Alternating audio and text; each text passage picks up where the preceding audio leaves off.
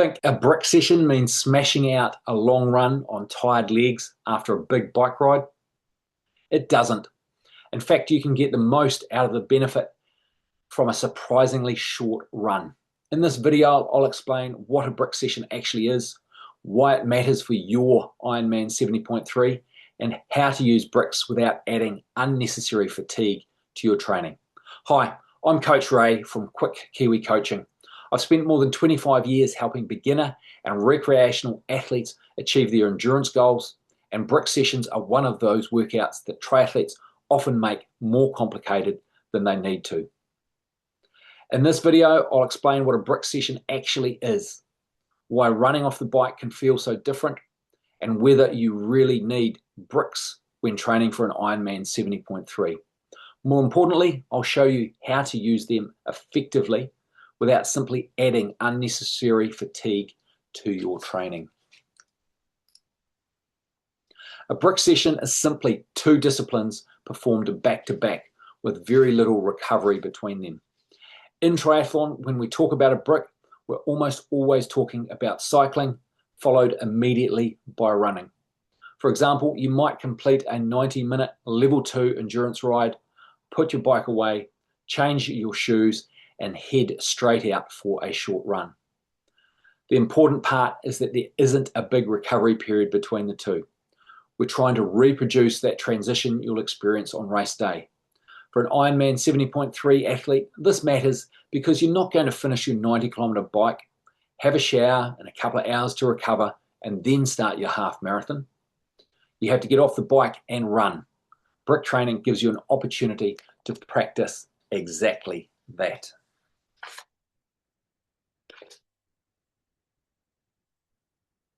If you've never run immediately after cycling before, the first few minutes can feel pretty strange.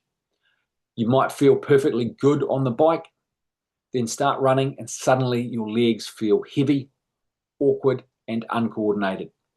That's because although cycling and running use many of the same muscles, they use them differently. You've also spent a considerable amount of time sitting in a cycling position, and you're suddenly asking your body to stand upright, support your body weight, and change movement patterns. The good news is that this feeling normally settles relatively quickly, and the more often you've experienced it in training, the less concerning it becomes. Instead of getting off the bike on race day and thinking, why are my legs feeling terrible?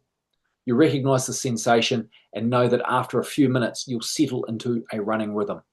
It's one of the simplest benefits of brick training: familiarity. It's easy to think a brick session is about teaching yourself to run when your legs are exhausted. It's only part of the picture. What we're really developing is your ability to transition effectively from one discipline into another. You're learning how your running stride feels immediately off the bike and how quickly you can establish a comfortable rhythm.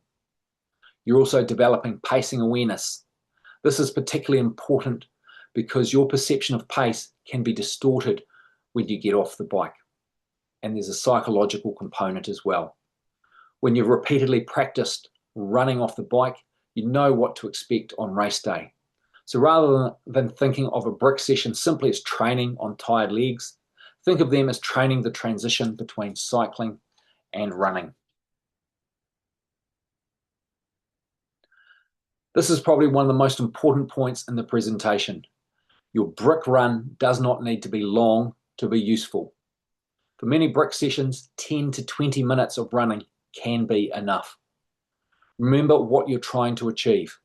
You want to experience the transition, allow your legs to adapt, establish good running mechanics, and settle into the appropriate intensity. You don't need to run another hour to achieve those things. This is particularly important for beginner and recreational athletes because running creates considerably more impact than cycling. If we unnecessarily add long runs to the end of every bike ride, we're also adding fatigue and increasing the recovery required. Later in the program, there may be a place for longer, more race-specific bricks, but don't assume that a brick is only worthwhile if the run is long. Longer does not automatically mean better. One of the most valuable things a brick session can teach you is how to control those first few kilometers on the run.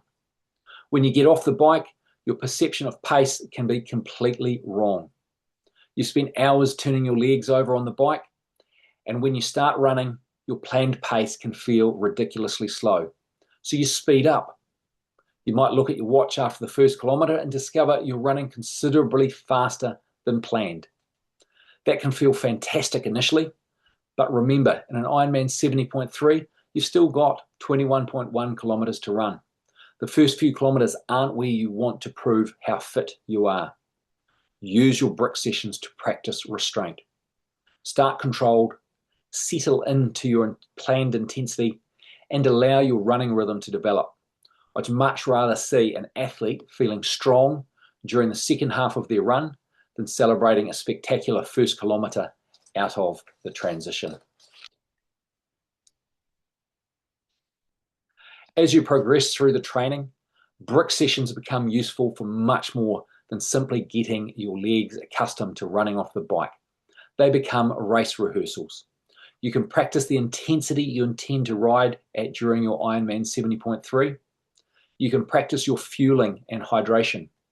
And then you get to discover whether those decisions actually allow you to run effectively afterwards. That's important.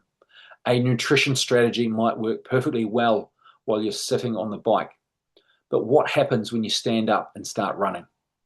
Brick sessions give you an opportunity to find that out before race day. You can also practice your transition. It doesn't need to be lightning fast, but knowing where your shoes are, what you're going to put on, and what you're taking with you removes uncertainty. By the time you arrive at your Ironman 70.3, we want as little as possible to be new. So, do you actually need brick sessions? Technically, you could develop a very good cycling fitness by cycling and very good running fitness by running. But triathlon isn't 3 independent sports performed with recovery between them. You have to connect them. That's where brick training becomes valuable. But you certainly don't need to run after every bike ride. Every brick should have a reason for being in your program. Early on, that might simply be a short, easy run to become familiar with the transition. As you become fitter and move closer to your event, selected bricks can become more race specific. The key is progression. Don't start by trying to reproduce an Ironman 70.3 in training. Build your fitness first, then progressively teach your body how to put that fitness together. And that brings us to probably the most important message.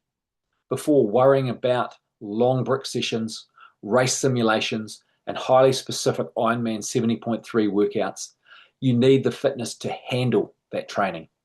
You need consistency. You need aerobic fitness. And you need the durability to train across swimming, cycling, and running, week after week. That's exactly why I developed Foundation First. Foundation First is designed to help beginner and recreational triathletes establish these foundations before progressing into more demanding and race-specific Ironman 70.3 training. Rather than jump straight into the hard sessions, we build the fitness that allows you to handle those sessions later. Because your goal isn't to prove how much training you can survive today.